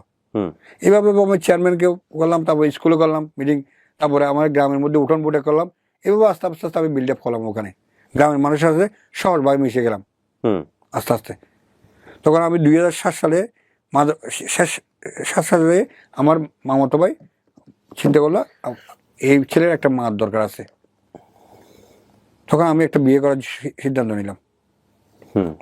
তখন বিয়ে করার সিদ্ধান্ত নিলাম। এই মেয়েটা একটা ডিভোর্স প্রাপ্ত। বাট আপনি বিয়ে করলে তো সে বিয়ে করবে না, তাকে তো জানাইতে হবে বিষয়টা। নাকি না জানিয়ে করেছেন? না, জানাইছে। কি করেছেন নাকি বলেন তো? আমি যখন ডিভোর্স প্রাপ্ত তখন আমি আমার সংগঠনের কাছে জানালাম যে আমি একটা বিয়ে করতে চাচ্ছি। তো আপনি তো এই যে পজিটিভ, আপনি কিভাবে বিয়ে করবেন? তখন তো আমাদের বিয়ে করা বাচ্চা নেওয়া এটা একটা ইয়া ছিল, বন্ধ ছিল, মানে অ্যালাউ ছিল না আমাদের সংগঠনের থেকে বা নেটওয়ার্ক থেকে, তখন কোনো অ্যালাউ ছিল না। এখন তো অনেক বিল্ড আপ। তখন আমি বলছি ঠিক আছে, একটা মেয়ে আছে, ওনার সাথে আপনারা কথা বলে দেখতে পারেন। উনি স্বেচ্ছায় রাজি হয়? উনি স্বেচ্ছায় রাজি হলে তখন ওনাকে আমাদের অফিসে আনলাম। আমি বললাম আমার স্টোরি বললাম, উনি বলতে ভাই ওনার তো অসুখ হয়েছে এটা জানতে পারছি, কিন্তু আমি বৈষম্যতার শিকার ওই আমাকে যেখান থেকে ডিভোর্স করছে আমার হাজব্যান্ড, আমাকে যখন আমার জরাবিতে টিমার ধরা পড়ছিল তখন আমাকে বলছে আমার ক্যান্সার হয়ে আমাকে ওই রিমার থেকে আমাকে ডিভোর্স করা হয়েছে, উনি বলতেছে। তো ওনাকে আমার বিয়ে করতে অসুবিধাটা কোথায়? তখন আমার ওনার পারিবারিক আশার আলো বন্ধু তাও আমার সমুদ্রে সবাই মিলে সিদ্ধান্ত নিলাম বিয়ে করার জন্য ওনাকে। উনি জেনে শুনে আপনাকে রাজি হয়েছে? জেনে শুনে রাজি হলো। আচ্ছা, তখন পর্যন্ত কি এটার কোনো মেথড ছিল এরকম যে আপনি যাকে বিয়ে করলেন সে যদি কিছু নিয়ম মেনে চলেন তাহলে সে পজিটিভ হবে না, এরকম কোনো নিয়ম ছিল? আপনি কন্ডম ব্যবহার করতে হবে। আচ্ছা, কন্ডম ব্যবহার করতে হবে। আপনি কন্ডম ব্যবহার করলে আপনি ইয়ে করবেন, আপনি মনে যখন ইয়ে করবেন। মুখের স্যালাইভা থেকে অনেক সময় হয় না? না, এইটা তখন গবেষণায় আসে নাই, লালাতে গিয়া হওয়ার কোনো সম্ভাবনা নাই। আচ্ছা, তখন আপনার মনে এক বাসনে ভাত খেলে বা টয়লেটে এরকম কোনো নিয়ম, শুধু একটা আপনার হচ্ছে রক্তের মধ্যে ব্লাড কানেকশন, ব্লাডটা থেকে যদি ব্লাড ট্রান্সফার হয় তাহলে ওকে। তারপর এখন এইভাবে করতে করতে হঠাৎ 7 সালে বিয়ে করলাম। বিয়ে করার পরে উনি 8 সালে কনসিভ হলো। হ্যাঁ, তাহলে তো শুনতে ভয়ঙ্কর ব্যাপার স্যাপার। না, কনসিভ হলো, আমি তখন ওদের সাথে যোগাযোগ করলাম হ্যাঁ, যে আমার ওয়াইফ কনসিভ হলো। এখন এটা কি আপনাদের প্ল্যান করেই ছিল নাকি হয়ে গেছে আর ঘটনাচক্র হয়ে গেছে? ঘটনাচক্রে হয়ে গেছে। আচ্ছা, তখন আমি ওনার সাথে সাথে ডাক্তার সিরাজ ইসলাম স্যারের সাথে যোগাযোগ করলাম, স্যার উনি তো এখন কনসিভ করছে, কি করব আমি? তখন স্যারকে ওনাকে পরীক্ষা করলো, তখন উনি পজিটিভ হয়ে গেল, আমার ওয়াইফ পজিটিভ হয়ে। তখন ওনাকে আমার সামনে কাউন্সিলিং করলো যে আপনি পজিটিভ হয়েছে, হয়তো আমি পজিটিভ হয়েছি, আমি একটু দুর্বল হই, কারণ আমার স্বামী তো পজিটিভ একজন ব্যক্তি, উনি ওষুধ খাচ্ছে আমি দেখতেছি, আমি ওনার সেবা যত্ন করছি, আমি পজিটিভ হলে ওষুধ তার কোথায়। তখন স্যার আমাদের নিয়ে একটা কেস স্টাডি দেখলো, মানে কিভাবে হলো আমার ওয়াইফ এবং আমাকে, আমার ছেলেকে।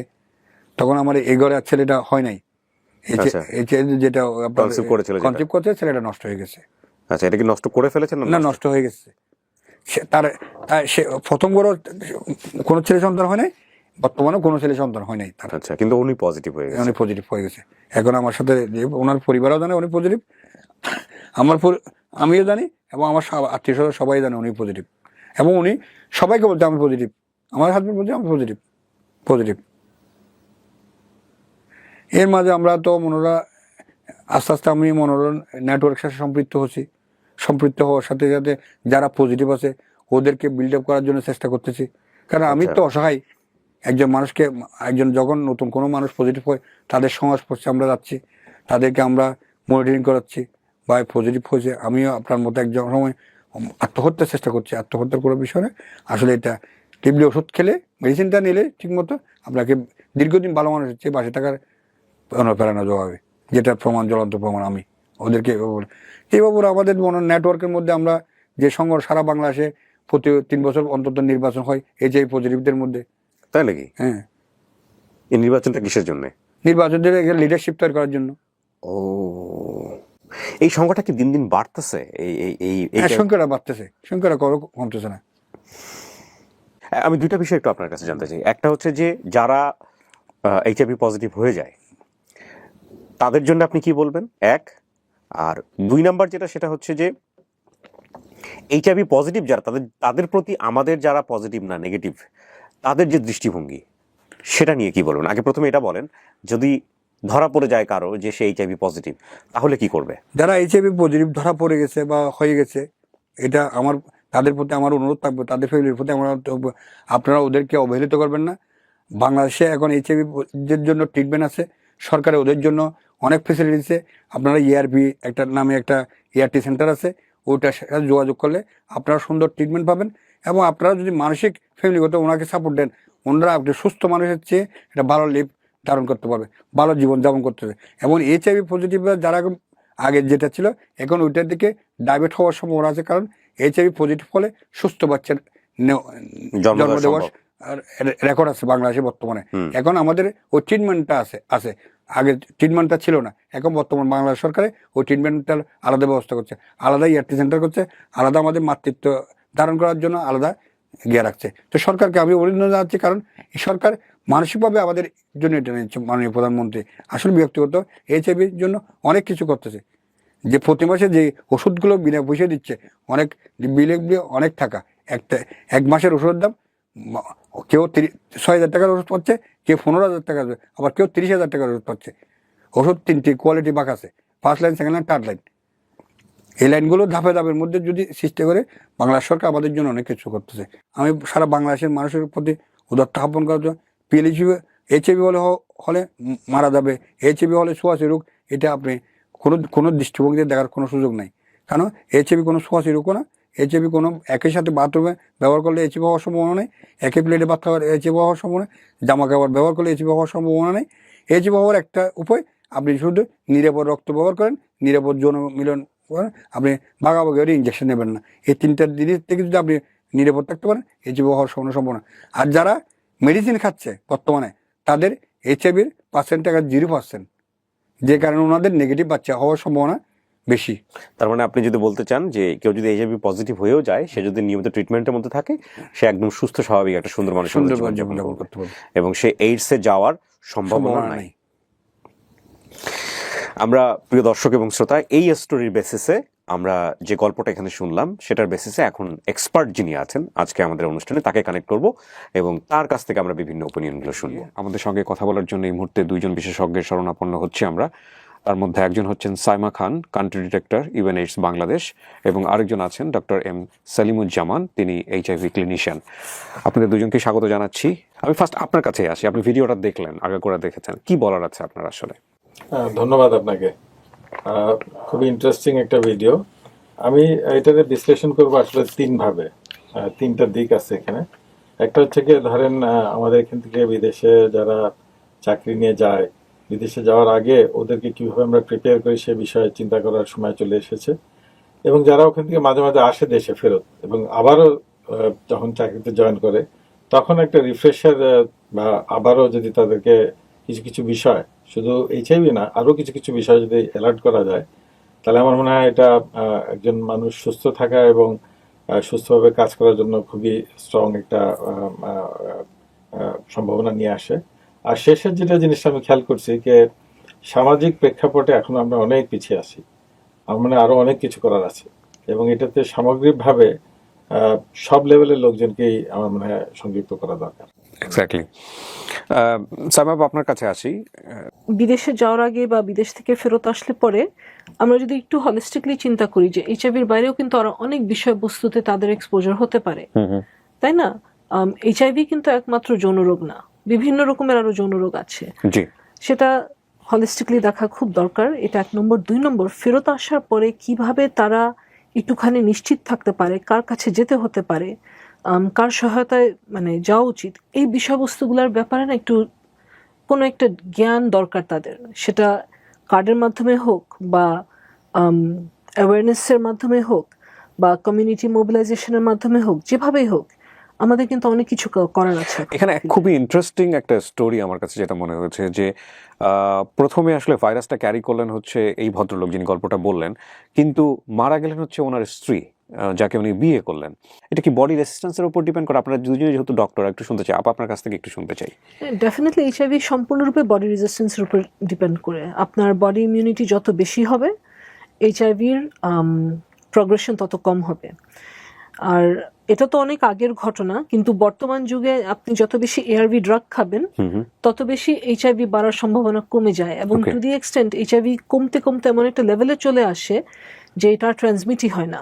আমরা UNAIDS থেকে বলি U is equal to U, untransmittable is equal to undetectable is equal to untransmittable. So আমি যদি এইচআইভি ভাইরাসটাকে আনডিটেক্টেবল পর্যায়ে নিয়ে আসতে পারি শরীরে, এটা ট্রান্সমিটেড হবে না, এবং এটা সম্ভব একমাত্র এআরভি ড্রাগ দ্বারা। কিন্তু ওই আমলে তো ওনাদের অত এআরভি ড্রাগের এক্সপোজার তখনও ছিল না। এটা খুব সুন্দর বডি ইমিউনিটির জন্য এই ভ্যারিয়েশন গুলো। সাইড ইফেক্ট নিয়ে অনেকেই বলেন যে এই ধরনের ড্রাগ নিলে, ওই যে যেটা আমরা শুনেছি প্রথম এপিসোডে আমরা দেখেছিলাম, যে হাতের নখ পর্যন্ত উঠে যায়, এরকম এক ধরনের কেমোথেরাপির মতো অবস্থা হয়ে যায়। এটা নিয়ে কি বলার আছে, যেহেতু আপনি এই বিষয়ে ট্রিটমেন্ট দিয়ে থাকেন, কি বলবেন? যেটা ডক্টর সাইমা বলছিল ওটার সঙ্গে আমি কিছু অ্যাড করে আপনার প্রশ্ন উত্তরটা দেই। উনি কিন্তু 3 বার অসুস্থ হয়েছে। একবার কিন্তু যেখানে ছিল চাকরি করতো বিদেশে, ওখানে পরে যখন আসে টিউবারকুলোসিসের জন্য আবার অসুস্থ হয়, এবং উনি বলছিল কি ওনার ওয়াইফ মারা যাওয়ার আগেও উনি অসুস্থ হয়েছিল কয়েকবার। তখনও হয়তো প্রোগ্রামটা অত সাকসেসফুল বা স্ট্রং ছিল না, যে কারণে আমরা টিবি সহ একজন লোকের এইচআইভি থাকতে পারে জিনিসটা আমলে নেই অথচ ওটা যদি তখন টেস্ট করা হতো তাহলে কিন্তু ধরা পড়তো। আর তার ওয়াইফ মারা যাওয়ার অন্যতম কারণ হতে পারে যে তার তখন সাংসারিক যে অবস্থা, অর্থনৈতিক যে অবস্থা, তাতে সম্ভবত তারা ম্যালনিউট্রিশনে ছিল, অ্যানিমিয়া ছিল, তারপরে আবার বাচ্চা হয়, সুতরাং আরো দুর্বল হয়ে যায়। বলে তার ক্ষেত্রে ভাইরাসটা খুব তাড়াতাড়ি তার আপার হ্যান্ড নিয়ে নেয় এবং জানতো না তারা এবং তখন মারা যায়, যেই কারণে এই জিনিসটা আসতে পারে। আর পাশাপাশি আপনি যেটা চিন্তা করতেছেন যে আমাদের পুরাপুরি জিনিসটা কিভাবে ভালো অবস্থায় কন্ট্রোল করা, ওষুধপত্রে যে সাইড এফেক্ট গুলি বলছেন সেটা সাধারণত আমরা বলি, যখন ওষুধগুলি দেই তখন কিন্তু বলি, কিন্তু এমন ভাবে বলি না যে ভয় পেয়ে যায়, কারণ ওষুধ মাত্রই একটা সাইড এফেক্ট থাকবে। যদি আগেই বলে দিই, ইভেন প্যারাসিটামলের সাইড এফেক্ট আছে, আমি সেটা যদি আগেই বলি মানুষ জ্বরের জন্য ওটা খাবে না। কিন্তু এইচআইভির ওষুধটা এমন একটা ওষুধ, এটা কোনো বিকল্প নাই, আমাকে দিতেই হবে, খেতেই হবে। সো আমরা চেষ্টা করি সহনীয় কিছু জিনিস বলতে এবং জানিয়ে দেই যে সমস্যা হলে আপনি যখন প্রয়োজন তখনই যোগাযোগ করবেন। ওকে, এবার একটু সহজলভ্যতা নিয়ে কথা বলতে চাই। এই ওষুধটা ডায়াগনোস হওয়ার পরে কতটুকু সহজলভ্য মানুষের জন্য? সরকার এখানে কতটুকু সহযোগিতা করেছে, বা আপনারা যারা প্রতিষ্ঠান কেন্দ্রিক সহযোগিতা দিচ্ছেন তারাও কতটুকু মানুষের দূর করে যেতে পারে, বিশেষ করে ইউএনএইডস এর ভূমিকায় যদি একটু আসতে চাই। আচ্ছা, এখানে সরকারি সহায়তায় এই এআরভি ড্রাগস এখন প্রায় 12টা এআরটি সেন্টার থেকে পাওয়া যায় এবং সরকারের প্ল্যানে আছে এই সংখ্যাটাকে বাড়িয়ে 28-30 পর্যায় পর্যন্ত নিয়ে যেতে। সুতরাং এআরভি ড্রাগের সহজলভ্যতা ধীরে ধীরে বাড়ছে এবং এটা সরকার সম্পূর্ণরূপে বিনা পয়সায় দিচ্ছে। বিশেষ করে কোভিডের সময় আমার খুব প্রশংসা করতে একটা বিষয়, সরকার তখন একবারে 3 মাসের ওষুধ কুরিয়ার করে বাসায় বাসায় পৌঁছে দিয়েছিল ওষুধগুলো। তো এখন সহজলভ্য এটা অবশ্যই। সরকার সাধারণত করে কি 1 থেকে 3 মাসের ওষুধ দেয়, যারা নতুন রোগী তাদেরকে 1 মাসের ওষুধ দেয়, কারণ ওদের থরো ফলো আপ দরকার। যারা একটু পুরাতন রোগী ওদেরকে একবারে 2 থেকে 3 মাসের ওষুধ দিয়ে দেয়। সুতরাং একজনকে 3 মাসে বা 2 মাসে একবার আসতে হয় শুধু ওষুধগুলো কালেক্ট করার জন্য। ওকে, সো এটা কি নর্মালি ডিসপেন্সারি বা ফার্মেসি থেকে পাওয়া যায় না?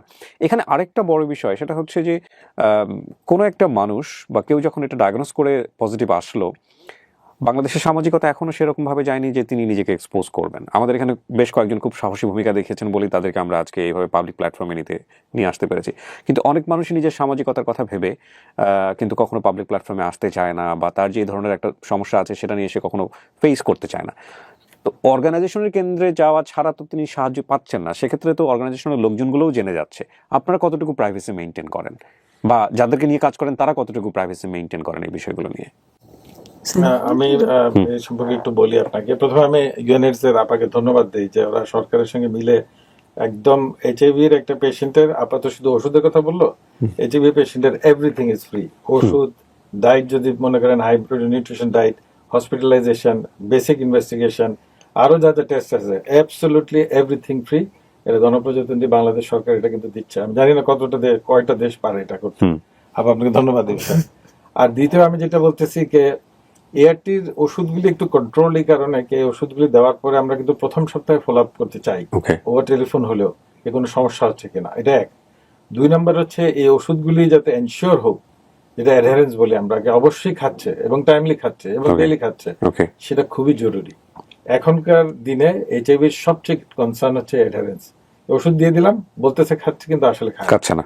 এবং সেটা যদি না হয়, আপনি একটু আগে জানলেন যিনি ভদ্রলোক কথা বললো, নর্মালি 6,000 টাকা লাগে, না হলে 15,000, না হলে 30,000 লাগতে পারে। তাহলে তখন বাংলাদেশ সরকারের জন্য ডিফিকাল্ট হয়ে যাবে সবাইকে এই ওষুধটা দেওয়া।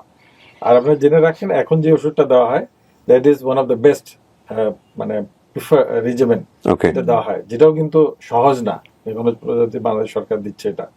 এবং খুব ভালো যে ইউনিট সহ অন্যান্য সহযোগী যে প্রতিষ্ঠান আছে সরকারকে বিভিন্নভাবে সহযোগিতা করতেছে, এটা যাতে আমরা কন্টিনিউ করতে পারি, এনশিওর করতে পারি, এবং আমরা যাতে যাদেরকে ওষুধ দিচ্ছি তাদের ভাইরাল লোডটা যেটা কন্ট্রোল বলি, এটাও যেন এনশিওর করতে পারি।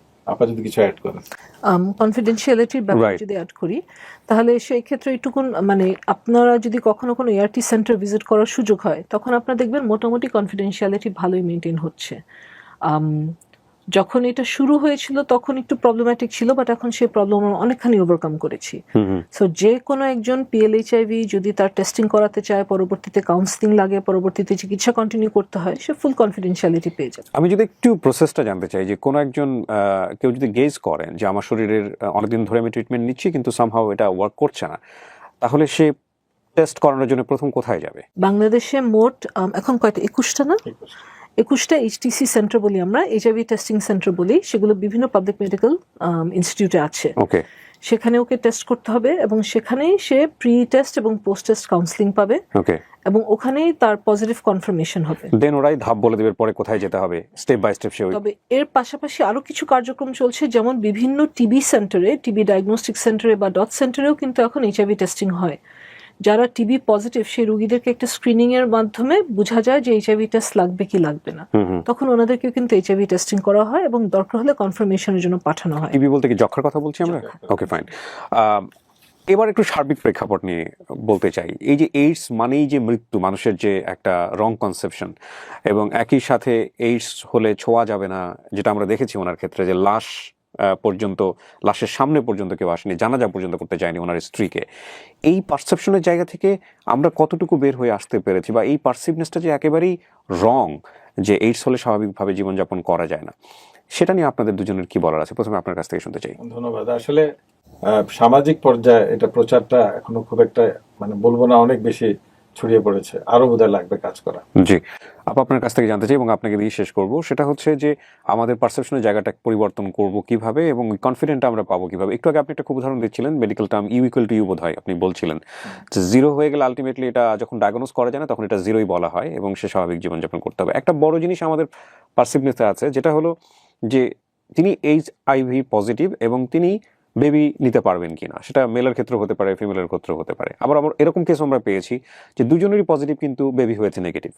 তো এটা যদি কাকতালি হয়ে যায় বা মেডিকেল সায়েন্সের জায়গা থেকে যদি হিসাব না আসে, তাহলে তো মানুষ এটার উপর ভরসা রাখতে পারবে না।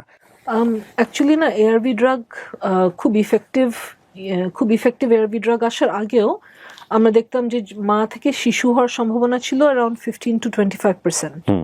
এখন ARV ড্রাগ আসাতে এটা প্রায় 1 to 5% নেমে এসছে। ওকে, সুতরাং মা বা বাবার যদি HIV থাকে, বাচ্চা যে হবে তার সম্ভাবনা প্রথম থেকে খুবই কম, আর সে যদি ARV ড্রাগ নিয়মিত খায় তো একেবারেই কম। মানে নিউবর্ন বেবির ক্ষেত্রে বলছেন? ক্ষেত্রে মানে বেবি ক্যারি তারা করতে পারে, অবশ্যই করতে পারবে, বাট উইথ মানে কনস্ট্যান্ট মনিটরিং, ARV ড্রাগে অ্যাডহিরেন্স থাকতে হবে এবং ডক্টরের পরামর্শ লাগবে, এবং অবশ্যই পরামর্শ থাকতে মানে ডক্টর সাজেস্ট না করলে ওনারা প্ল্যান করবে না, এটাই হচ্ছে বিষয়। ওকে, বিউটিফুল। সো সার্বিকভাবে একটু আগে স্যার যেটা বলছিলেন যে আমাদের পারসেপশনের জায়গাটা পরিবর্তন করার জন্য কি করা উচিত বলে আপনি মনে করেন, এটা দিয়ে শেষ করতে চাই। জি, পারসেপশনের জায়গা পরিবর্তন করার জন্য প্রচারণা লাগবে। সবাইকে স্পষ্টভাবে জানতে হবে যে HIV কোনো ছোঁয়াচে রোগ না, HIV কোনো মানে HIV হলে মৃত্যুর কোনো ভয় নেই। HIV হলে সেটার ওষুধপত্র আছে, ওষুধপত্র ঠিক ডায়াবেটিসের একজন রোগী যেমন সারা জীবন ওষুধ খাবে, হাইপারটেনশনের একজন রোগী সারা জীবন ওষুধ খাবে, তেমনি HIV পজিটিভ একজন রোগী সারা জীবন ওষুধ খাবে। সুতরাং ভয়ের কিছু নেই। এবং আমরা সবশেষে বলতে পারি যে বাংলাদেশে যে ট্রিটমেন্টটা পাওয়া যায় এটা ওয়ার্ল্ড ক্লাস ট্রিটমেন্ট। আপনাদের দুজনকে আন্তরিকভাবে ধন্যবাদ আমাদেরকে সাহস যোগানোর জন্য। অনেক ধন্যবাদ আপনাকে। ধন্যবাদ। দর্শক, আমরা এই পর্যায়ে আবার চলে যাচ্ছি স্টোরিতে, এবং একই সাথে আপনাকেও ধন্যবাদ জানাচ্ছি যে আপনি আপনার এই গল্পটা আজকে জনগণের সামনে গণমাধ্যমে শেয়ার করেছেন। সুস্থ এবং স্বাভাবিক জীবনযাপন করার অধিকার সব মানুষের আছে, রাষ্ট্রের এটা আমাদের নাগরিক অধিকার, এটা আমাদের মৌলিক অধিকার। যিনি ভিকটিম, যিনি রোগে আক্রান্ত হয়ে গেছেন, তার দিকে সহমর্মিতার হাত বাড়াতে হবে, তাকে নাগরিক অধিকার সম্বলিত